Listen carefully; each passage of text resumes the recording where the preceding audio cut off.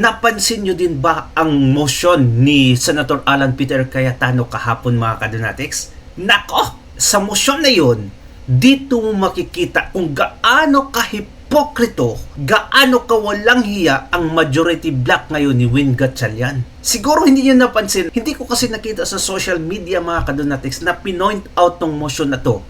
Dahil siguro sa lawak na nangyari kahapon, sa daming nangyari, kaya itong kunting motion ni Senator Alan Cayetano ay hindi masyadong napansin. Pero napansin ko yun kahapon, mga kadonatics, while I was making videos. Pakinggan lang natin kasi hindi naman tumahaba yung motion niya, mga kadonatics. Tapos sa motion na to, nag-react itong si ang babaerong Tulfo. Nag-react, mga kadonatics. At anong sabi niya? Dito mo malalaman ito. I have a proposal, but not today, Ayan. but to consider communication with the Sandigan Bayan for the attendance of Senator Dante Marcoleta and Senator Jinggoy Estrada. Okay, nag-motion siya dito na, or propose siya na dapat mag-attend si Senator Marcoleta at si Jinggoy Estrada. Patuloy. Considering that the presiding officer may correct me if I'm wrong, but if we get to Section 21, as discussed a while ago by the defense, the prosecution and defense, and we do not know what will happen. Their case may be dismissed. They can be out on bail. So we want them to be able to participate and observe the witnesses as senator judges here. I do know that Senator Jinggoy is under suspension, but there's an argument to be made that the impeachment court is sui generis. In Sui generis, one of its kind, mga kadonatics. So unique. ordinary committee hearings, we do coordinate with courts to ask that persons under their custody be delivered to the Senate or the House of Representatives under certain conditions. So I'd like to formally ask, Mr. President, that this court consider that. I will submit whether you'd rather have a caucus or a in-camera discussion, or if you want us all to submit our legal opinion. I wouldn't also mind the prosecution and defense weighing in, but considering that if they do not attend and they are here, sorry, Mr. President, considering that if they do not attend at all and cannot vote, their vote will be equal to a acquittal. Acquittal. And as we said from the start, we want a fair and we want justice. We want a fair impeachment trial. Sinabi ng prosecution na sana tignan yung ebidensya, pakinggan mga witnesses. So kahit gawin to ni Senator Marcoleta at kahit gawin to ni Senator Jinggoy, and of course this is my personal opinion that may politika sa pagpapakulong sa kanila. That's my personal view. Allowing them to attend here might add to the integrity of the proceeding and actually make things easier when the time comes to render a verdict. So may I submit that to the court and to our colleagues for discussion at the proper time, Mr. President. The chair notes the comments and request of Senator Judge Cayetano. Alright, eto, mga kadonatics, okay. That is not the interesting part there, mga kadonatics, ha? Not the most, okay? Ang motion niya na kung gusto niyong bumoto sina Senator Marcoleta at Jinggoy Estrada, ay dapat malaman nila yung ebidensya by attending the Senate hearing, mga kadonatics, okay? Yan talaga yung motion o proposal. Ngayon, nag-react itong si Tulfo, ha? Anong reaction niya, mga kadonatics, dito? Magiging interesting na ang mangyayari sa video na ito. Okay, pakinggan natin. Ayan. Senator Tulfo, what is the pleasure of Senator Judge Tulfo? Rafi?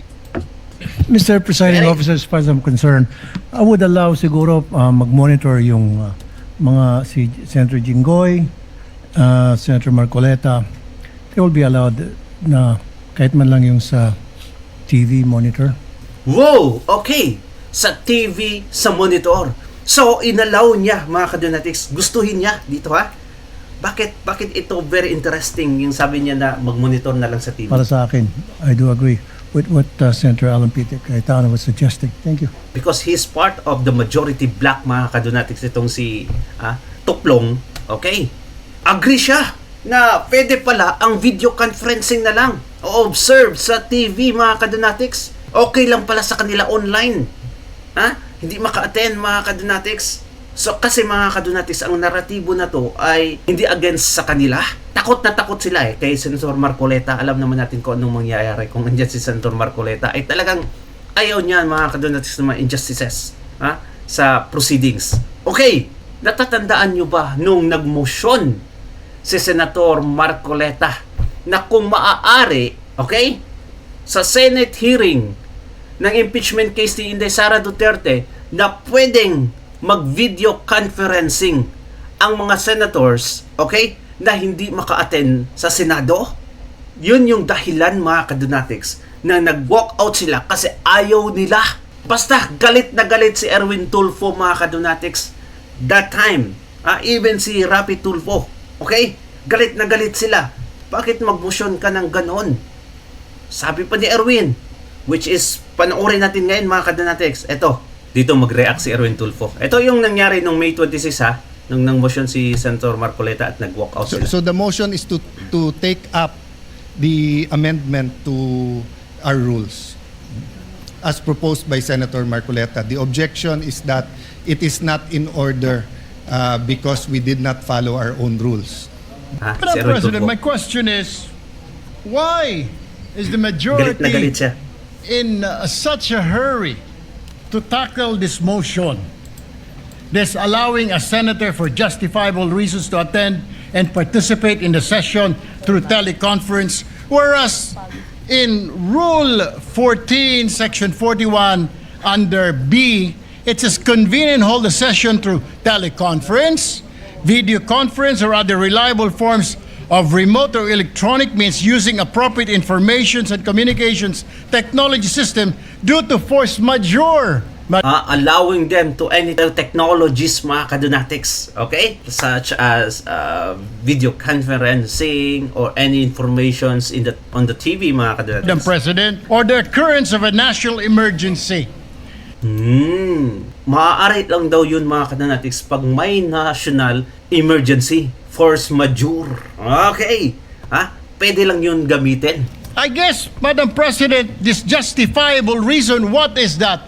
Does that fall under force majeure or does it fall under national emergency, Madam President? My question Madam is, Chair. why are we in so hurry? Why are they, the majority, in a hurry to tackle this motion and divide the House, Madam President? We need answers in the minority. Madam Chair. Or is it because, Madam Chair, Ito. they're in a hurry because of news reports that probably two of our colleagues might land in jail this weekend? Is that the reason why? Is that the reason why they have to have this inserted, the Section 41C, para makaboto po kung sino man yung makukulong dahil sa announcement ng ombudsman na may lalabas na po ang warrant ng ilan sa mga kasama natin, Madam President. That is my question, Madam Madam President. Chair, Dito pa lang malalaman mo, mga kadonatics, na galit sila sa video conferencing or any form of technologies where you can get information, mga kadonatics, kung pwede ka naman pala maka-attend. Tulfo ang galit na galit dito, mga kadonatics, Pero ang motion ni Senator Alan Peter Cayetano kanina, kahapon, mga kadonatics, ang sabi niya na pwedeng maka-attend personal sa hearing, mga kadonatics. Pero ang suggest ng isang Tulfo, pwede na lang siguro sa TV na lang kumuha ng information. Look kung gaano ka-conflicting, mga kadonatics, ang sinabi nila noon sa ngayon. Pwede na pala. Rapi Tulfo, akala ko ba hindi yan pwede? They all agreed sa argument ni Erwin Tulfo, kaya nag-walk out sila, mga kadonatics. Akala ko ba national emergency lang pwedeng magagamit yun? Tapos ngayon, nag-suggest itong si Tulfo na dapat sa TV na lang kumuha ng information. Can you imagine that? See how hypocrites are these people, mga kadonatics? These are people in the old times, like the Sadducees, the Pharisees, the essence, mga kadonatics. Ito yung mga taong to na ay talagang, yung ano yung mga sinasabi nila mga kadonatics ay kakaiba naman sa pinagagawa nila. Totally opposite. Dahil ang naratibo, ang istorya na to ay against sa kanila na makadalo si Senator Marcoleta. Ngayon, nagsuggest sila mga kadonatics na sa TV na lang. While last time, nag-motion si Senator Marcoleta na pwedeng maka-video conferencing, ayaw nila. Ganyan katindi itong mga demonyong politikong ito. Galit na galit talaga sila mga kadonatics.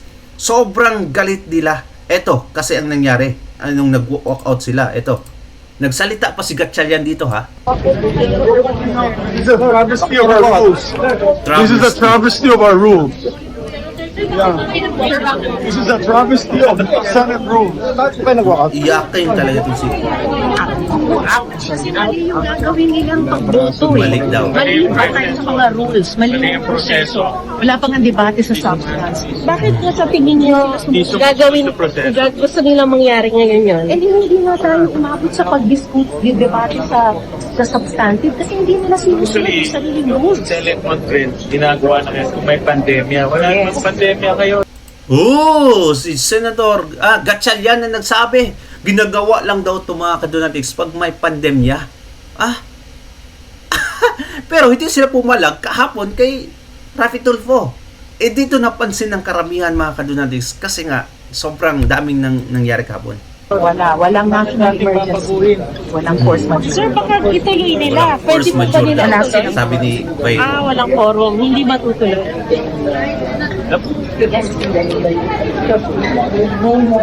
Ganon katindi ang mga kulupong na politikong ito. Nagsuggest na sila na pwede lang pala online. Gusto ni Senator Alan Peter Cayetano, na makadalo sila in personal sa hearing talaga mga kadonatics para malaman at masusi talaga yung ebidensya, makipag-argue. Ngayon, nagsuggest itong majority bloc na pwede online na lang.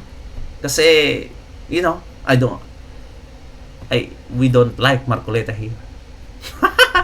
Ganun naman talaga yun mga kadonatics. So, okay lang pala pag sila ang gusto. Pag ayaw nila, di pwede kahit baluktutin mga kadonatics. Can you imagine that? Di ba? Ay, nako, nakakairita talaga mga kadonatics.